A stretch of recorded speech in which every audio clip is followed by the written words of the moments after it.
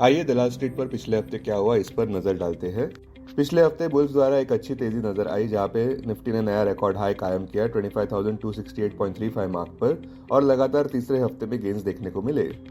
Positive catalyst ये रहा कि लिक्विडिटी देखने को मिली क्योंकि सबका ध्यान अब इस बात पर है कि फेडरल रिजर्व सितंबर महीने से रेट कट्स करना शुरू कर सकते हैं।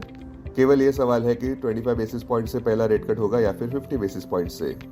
Nifty closing price 25,236 plus 1.66%, Sensex closing price 82,366 plus 1.58%। दलाल स्ट्रीट की तेजी के साथ पॉजिटिव कैटलिस्ट इस प्रकार रहे। पहला, वॉल स्ट्रीट में अच्छी तेजी नजर आई जब फेड चेयरमैन जेरोम पावेल ने अगस्त 23 को यह स्टेटमेंट दिया कि रेट कट करने का वक्त आ गया है। वॉल स्ट्रीट पर गेंस देखने को मिले तब भी जब भी एनवीडिया के शेयर्स में गिरावट नजर आई बावजूद अच्छे क्वार्टरली रिजल्ट्स पोस्ट करने के बाद। दूसरा, पिछले हफ्ते विदेशी संस्थागत निवेशकों ने कुल मिलाकर 9,217 करोड़ रुपए के शेयर्स खरीदे। तीसरा, मूडीज ने भारत में 2024 का जीडीपी ग्रोथ फोरकास्ट 7.2% किया 2024 में, 2025 में 6.8% कर दिया। चौथा, सेंटिमेंट्स को बूस्ट मिलती नजर आई जब मुकेश अंबानी ने रिलायंस इंडस्ट्रीज के लिए एआई रिलेटेड रोड प्लान का अनावरण किया। रिलायंस 5 सितंबर को होने वाली अपनी बोर्ड मीटिंग में बोनस इश्यू का भी कंसिडर करने वाले हैं 1:1 का।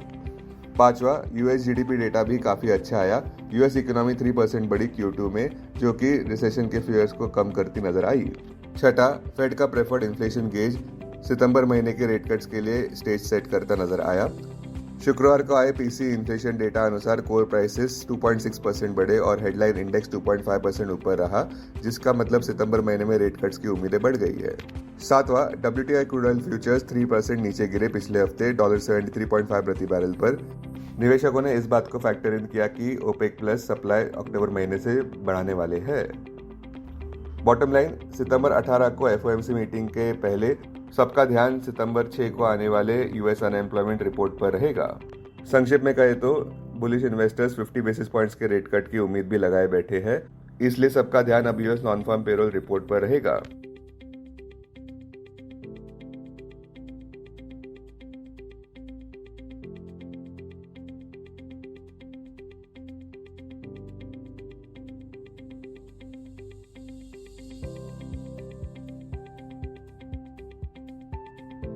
अब देखते हैं कि पिछले हफ्ते इंडाइसेस का परफॉर्मेंस कैसा रहा। निफ्टी पिछले हफ्ते 1.66% ऊपर रहा और नया रिकॉर्ड हाई भी कायम किया 25,268.35 मार्क पर। लगातार 12 ट्रेडिंग सेशंस में गेंस देखने को मिले और लगातार तीसरा हफ्ता रहा गेंस का। बैंक निफ्टी 0.82% ऊपर तो बढ़ा और लगातार तीसरे हफ्ते में भी गेंस देखने को मिले। बैंक निफ्टी का ऑल टाइम हाई अभी भी 53,357.70 मार्क पर कायम। निफ्टी प्राइवेट बैंक इंडेक्स 0.73% ऊपर बढ़ा जबकि निफ्टी PSU बैंक इंडेक्स 0.45% नीचे गिरा वीकली बेसिस पर। ब्रॉडर मार्केट्स की बात करें तो निफ्टी मिड कैप 100 इंडेक्स 0.95% ऊपर बढ़ा और निफ्टी स्मॉल कैप इंडेक्स 1.19% ऊपर बढ़ा।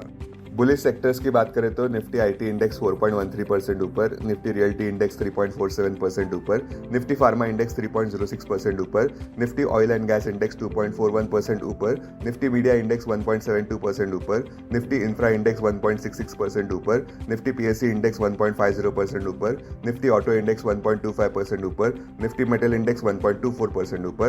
बेरिश सेक्टर्स में निफ्टी FMCG इंडेक्स 0.55% नीचे।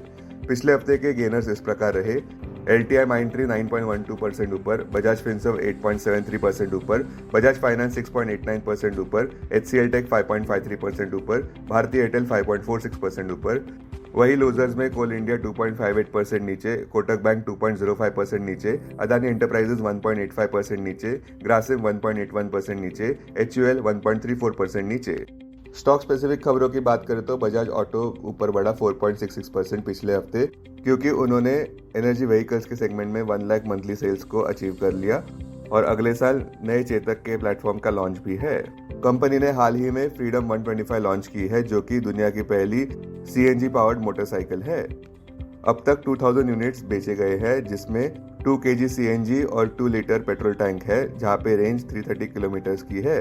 कंपनी उम्मीद कर रही है कि वे 8 to 9,000 फ्रीडम 125 CNG बाइक्स अगस्त में डिलीवर करेंगे। जनवरी 2025 तक यह आंकड़ा 40,000 CNG मोटरसाइकिल्स प्रति मंथ तक हो जाएगा ऐसा उनको लग रहा है। फाइनेंस कंपनीज में बजाज ट्विंस में बजाज फिनसर्व 8.73% ऊपर बढ़ा और बजाज फाइनेंस 6.89% पिछले हफ्ते ऊपर रहा। क्योंकि खबरों के अनुसार बजाज हाउसिंग फाइनेंस 7,000 करोड़ का अपना आईपीओ फर्स्ट हाफ ऑफ सितंबर में लॉन्च करने जा रहे हैं। निफ्टी फार्मा ने fresh all time high achieve किया 23,275.50 मार्क पर, किंतु जाइडस लाइफ का शेयर प्राइस 4.31% पिछले हफ्ते नीचे रहा, क्योंकि उनको यूएस एफडीए से वार्निंग लेटर मिला है जारेड मैन्युफैक्चरिंग यूनिट के लिए। सोनाटा सॉफ्टवेयर 7.66% ऊपर बढ़ा जब आईटी कंपनी ने यह अनाउंसमेंट किया कि उनको multi year $multi-million IT outsourcing contract मिला है यूएस बेस्ड हेल्थकेयर और वेलनेस कंपनी से। Investments in security markets are subject to market risk. Read all the related documents carefully before investing. This content is purely for information and educational purpose only and in no way to be considered as an advice or recommendation.